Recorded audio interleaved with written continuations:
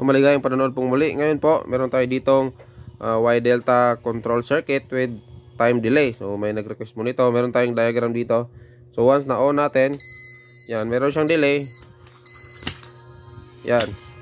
So hindi pa tayo pwedeng mag-on dyan habang nag-activate pa yung delay niya. So halimbawa yan, yan, hindi tayo makakapag-start. Once pagkatapos ng delay natin based ating setting, pwede na tayo mag-start dito ng ating control na Y delta. Yan. Tapos ito yung kanyang off. Meron na din tayong video tutorial nito, yung Y delta lang, wala itong time delay. Paki-check nyo lang sa ating channel playlist. Ito naman yung pinaka diagram nya. So basically, bago natin mag-activate yung ating pinaka controller, so dadaan muna siya sa ating timer. So ito yon, timer to yung nilagay natin sa ating delay, at kasama niya dyan yung alarm. Tapos pag na-trigger niya to, itong normally open ng kanyang auxiliary contact, once na-close na to, so meaning meron na tayong power dito, standby power, para pwede na tayong mag-start o mag-control ng start and stop sa ating Y delta na control circuit. So habang nag-start tayo, siyempre gagana yung ating main na contactor, pati yung ating Y. Yan. Ito yung Y. After ng delay nya, ay lilipat siya sa delta. So pwede nating habaan ng konti yan. Yan, nasa sa atin na yan. Usually nasa 3 to 5 seconds yung delay nyan. Yan. So habaan pa natin ng konti. Yan, para makita talaga yung delay. Yan, Y. After ng setting ng ilang segundo, lilipat siya sa delta. So making Y delta na control circuit. So dito, once pagka na-activate na siya, pagka-press natin ng start, gagana yung ating main contactor. So ito yon. Tapos naka-series lang dito yung ating dalawang overload relay. So dinalawa natin yan para safety talaga yung ating output dito papunta sa ating motor. Pwede ring isa, pero dito nyo na ilagay yan sa main. Kumbaga dito nyo na ilagay yan kung isa yung ilalagay nyo, para dadaan talaga lahat sa ating overload relay yung pinaka supply power papunta sa ating motor. Pagkatapos nyan, magko-close tong kanyang auxiliary contact sa main contactor. Ito.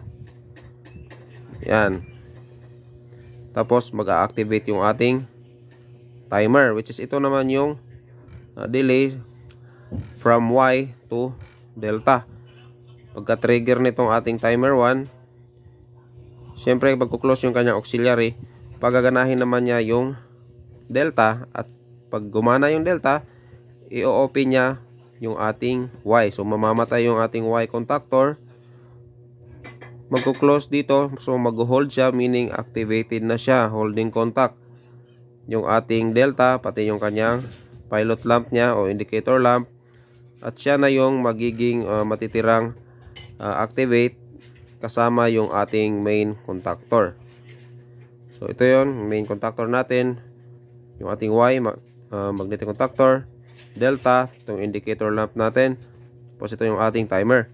So timer 1 para sa ating Y delta control circuit, tapos timer 2 yung nilagay natin dito sa ating delay. So ito ay maganda to sa mga halimbawa mayroong fluctuation o kaya start up, especially fluctuation talaga, basic na safety ng ating motor controllers.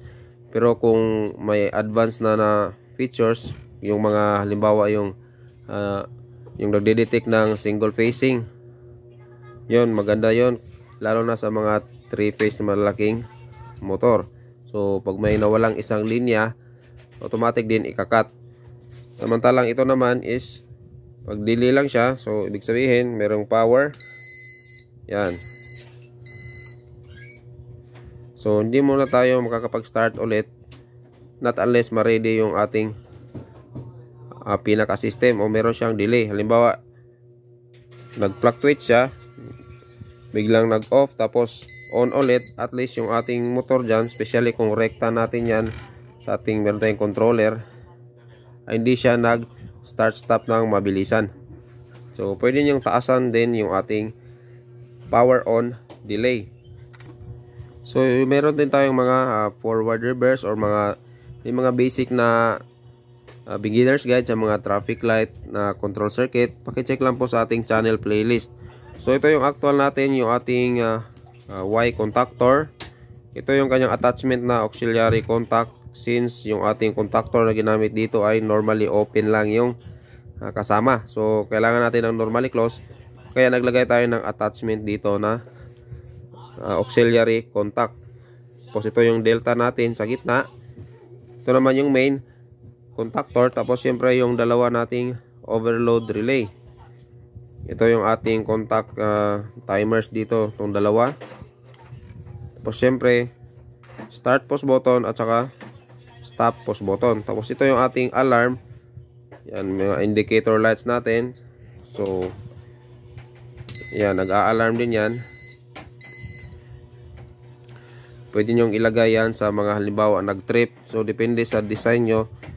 Ito, hindi na natin nalagyan to ng trip na indicator kasi kapos din tayo sa gamit. So, kulang yung gamit natin. So, try natin kung baka makabili tayo ng iba pang gamit. Update ko lang po kayo at gagawa din tayo ng panibagong video. So, tips lang sa pagbabasa ng diagram o pagwa-wiring. So, basically yung mga linyang ito na yung pinaka-wiring nyo. So, line 1 at line 2 yung supply natin. Kung 3-phase kayo, usually kung merong neutral, magiging line ito. Tapos dito yung neutral. So, lalagay nyo lang dito. Meron naman yung mga per terminal na markings dyan. So, hindi tayo malilito. Tapos yung mga auxiliary contact natin gaya nito, so kabisiduhin nyo lang yung ito normally close, ito naman yung normally open. So saan nyo ba ito mahahanap?